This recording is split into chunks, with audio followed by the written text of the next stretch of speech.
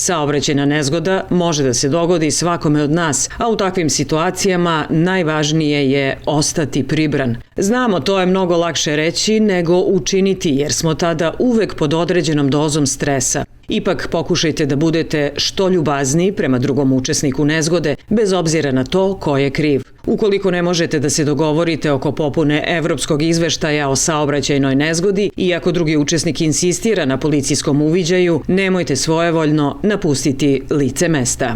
Ukoliko je drugi učesnik nezgode pozvao policiju, ne pristaje na dogovor, nemojte napuštati mesto nezgode bez obzira na to koliko vam se možda žuri. Ukoliko to uradite, pravite prekršaj za koji je predviđena kazna od 20 do 40 hiljada dinara uz 2 kaznena poena i 3 meseca zabrane upravljanja vozilom, a to je možda samo manji deo problema.